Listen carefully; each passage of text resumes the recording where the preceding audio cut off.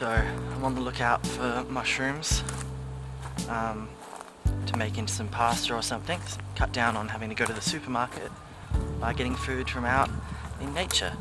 Well, if you can call this nature, it's a pine plantation, but still. But so far it doesn't look like I'm going to be in much luck. It looks like it's still a bit sort of dry out here. It might be a bit too early in the year for mushrooms to be out and about. Oh, another skull. But even if I don't find anything to eat out here, it's still nice to be out of the house a bit. I know I said last time to stay at home, and that's what everyone's saying, but I mean, I'm even more isolated out here than I am at home. You know, I'm very much the only person out here. There isn't really any chance of me bumping into anyone else, so I'm not going to get sick from anyone. I'm not going to spread sick to anyone else, so it's fine.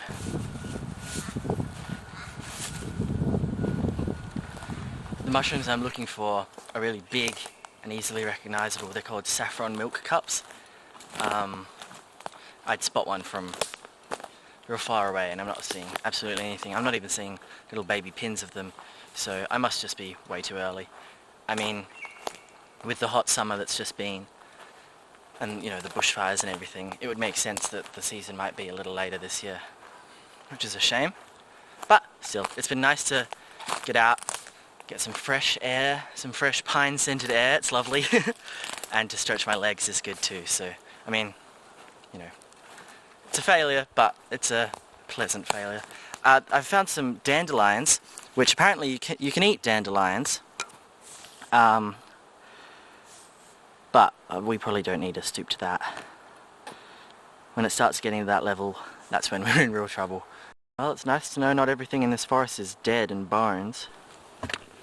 So I could maybe try another forest or something, but I told Dad I'd be home quickly, so I better just head home. I think it was pretty optimistic to think that they'd be out already.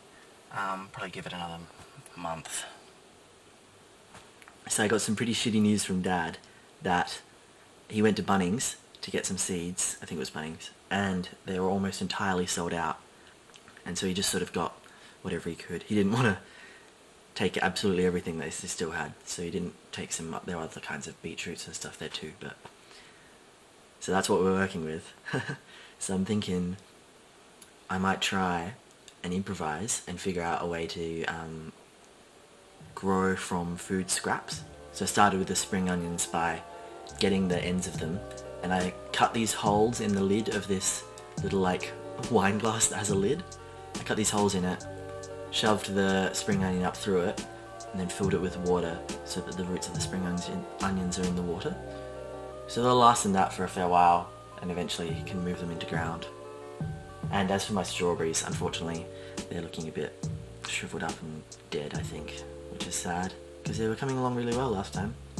As far as the veggie patch goes, we just planted a bunch of crops in the external area, which was fun, and the neighbourhood cat came and said g'day, which was nice. So far we've planted peas, lettuce, red cabbage, spring onions, garlic, beetroots and radishes. In just the couple days it's been since I planted these spring onions, they've shot up. And Mum suggested I do this with these carrots, so we'll see how that goes. So I guess that's it for this episode. We had some road bumps, but we'll make it through. We'll all make it through. It's scary times, but just keep yourself busy and it'll all work out in the end. Thanks for watching, and I hope you're enjoying the apocalypse. Bye!